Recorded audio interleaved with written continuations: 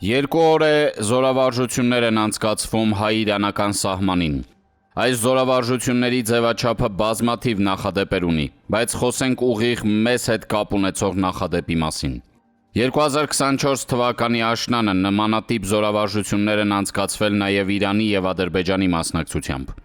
Բոլորովին նույն հարթության մեջ չդնելով այս զորավարժությունը, հարկ եմ համարում ուշադրություն դարձնել այն հանգամանքի վրա, որ մեր դեպքում խաղարկվող սցենարը ահաբեկչական խմբավորումների հարձակումն է անցակետերի վրա, իսկ Իրան-ադրբեջանական զորավարժության դեպքում պարզապես զինված խմբավորումների դեմ գործողություններին հակազդելն էր։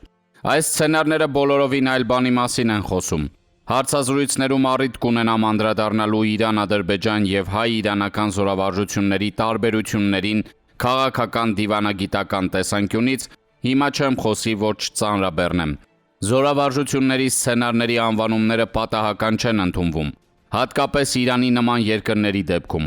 Սա հստակ մեսիջ է առ այն, որ հայ-իրանական անցակետերի կամ անցակետերին մոտ հնարավոր տեղի ունեցող ցանկացած ռազմական գործողություն դիտարկվելու է որպես ահաբեկչական գործողություն, ինչն էլ կունենա համապատասխան արձագանք։ Իսկ ինչպես է ստացվում, որ ստորաբաժանումներն ամեն մեկն իր տարածքում է, բայց իրականացնում են համատեղ զորավարժություն։ Այստեղ շեշտը դրվում է հետախուզական, օպերատիվ տեղեկությունների փոխանակման վրա,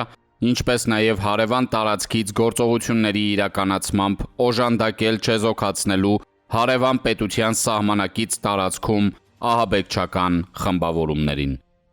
Սա իսկապես շատ սպասված լուր էր։ Facebook-ի իր էջում գրում է ռազմական փորձագետ Կարեն Հովհաննիսյանը։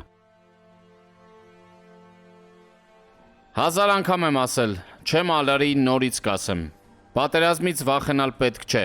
Պատերազմին պատրաստ չլինելուց պետք է վախենալ։ Վերջին օրերին նկատում եմ, որ որոշ ուռա հայրենասերներ սկսել են հնարավոր պատերազմի մասին գուժել։ Պատերազմը երբեք չի ավարտվել։ Պարզապես ակտիվ փուլն է ավարտվել։ Կարող է նորից վերսկսվել ավելի ակտիվ, ավելի պասիվ, բայց պատերազմը չի ավարտվել։ Երբ միմյանց դեմ զինված կանգնած են, ուրեմն պատերազմ է։ Իսկ ակտիվ գործողությունների հնարավոր վերսկսումը պետք է ոչ թե պատճառ դառնա, այլ հնարավորություն ստեղծի։ Կլինի ակտիվ ռազմական գործողություններ, չի բացառվում։ Դե ուրեմն պատրաստվենք, պատրաստ լինենք բոլոր ճակատներում, առաջին գծից սկսած խորը թիկունքում, քաղաքացիական պաշտպանությունից վերջացրած։ Սա չի նշանակում, որ մի ժամից կռիվ է և պետք է խուճապի մատնվել։ Խուճապն ավելի մահաբեր է, քան թշնամու գնդակը։ Ադրբեջանին պետք է ներդրումների համար ոչ բարենպաստ Հայաստան։ Ադրբեջանին պետք է ճանապարհները վտանգված Հայաստան։ Ադրբեջանին պետք է անընդհատ պարտքեր վերցնող Հայաստան։ Ադրբեջանին պետք է բարոյալքված բնակչությամբ Հայաստան։ Ադրբեջանին պետք է իր ուժերի վրա ոչ վստահ Հայաստանի բանակ։ Ահա թե ինչու է Ադրբեջանը կրակում։ Այս ամենը պետք է, որպեսզի Հայաստանն իր կամքով ասի. «Արի, տալիս եմ այդ միջանցքը, միայն թե ինձ հանգիստ թող»։ Իսկ եթե Հայաստանը ամեն դեպքում անսասան է մնում, չի ընկրկում, ապա Ադրբեջանին մնում է մեկ բան՝ Հայաստանին ներքաշել ռազմական գործողությունների մեջ, վստահ լինելով, որ կարող է հաղթող դուրս գալ և իր կամքը թելադրել կրակը դադարեցնելու, բանակցությունների սեղանի շուրջ նստելու համար։ Ինչ պետք է անի Հայաստանը։ Հայաստանը պարզապես զուգահեռ երկու ուղղությամբ պետք է աշխատի։ Բանակը ոչ միայն զինի, այլ նաև զարկ տա ռազմարդյունաբերությանը և դիվանագիտական ճակատում ավելի ինտենսիվ աշխատի միջազգային կառույցների, պետությունների հետ։ Մեկ բան հստակ է, Ադրբեջանը չի գնա խաղաղության, քանի դեռ չի զգացել կամ մեր ուժը, կամ միջազգային ճնշումը։ Միջազգային ճնշման դեպքում խաղաղություն կոչվածն էլ խիստ փխրուն է լինելու։ ԱԴԱ համալսարանում կազմակերպված միջազգային խորհրդաժողովի բացման խոսքում Ադրբեջանի նախագահն անդրադարձել է թուրք-իսրայելական լարվածությանը։ Ադրբեջանը միջնորդել է Թուրքիայի և Իսրայելի առաջին հաշտեցմանը, ճգնաժամի փուլում մենք այդ երկու երկրների տեսակետների մերձեցմանը գործուն մասնակցություն ենք ունեցել, ասել է Ալիևը։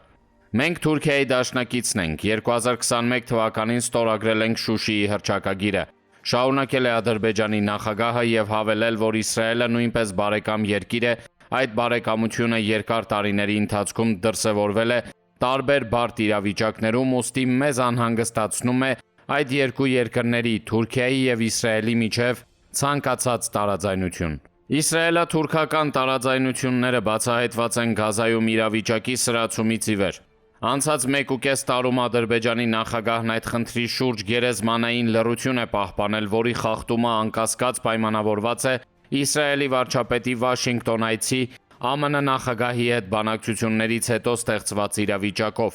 Նաթանյահուն բացարձակապես անընդունելի է համարել Սիրիայում Թուրքիայի ռազմական ներկայությունը։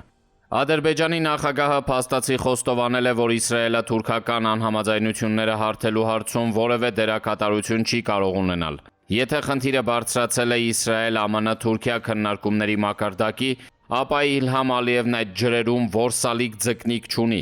Բայց նա անհանգիստ է, իրականում տագնապահար, որովհետև եթե իրավիճակը սրվի, ապա հարկադրված է լինելու կատարել Շուշիի հռչակագրով Թուրքիայի հանդեպ ստանձնած պարտավորությունները, իսկ դրանք ներառում են նաև փոխադարձ ռազմական օգնությունը։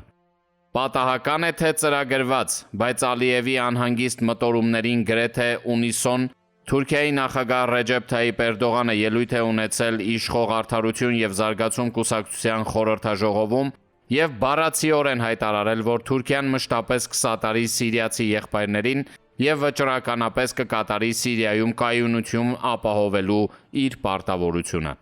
Էրդողանը ինչ խոսք այս հայտարարությամբ պատասխանել է Իսրայելի վարչապետին։ Սիրիայում կայունություն ապահովել Թուրքիայի նախագահի ծրագրով նշանակում է այդ երկրում առնվազն 3 ռազմակայան ունենալ։ Ընդ որում Էրդողանը մտադիր է Պալմիրայի և T4 ռազմական օդանավակայաններում տեղաբաշխել ռուսական C400 հակահրթիռային կայանքներ։ Դա լուծում է նաև այդ հարցում ԱՄՆ-ի հետ տարաձայնությունների խնդիրը։ Որոշակի իմաստով այդուհանդերձ Էրդողանի հայտարարությունը նաև պատասխանում է Ալիևին։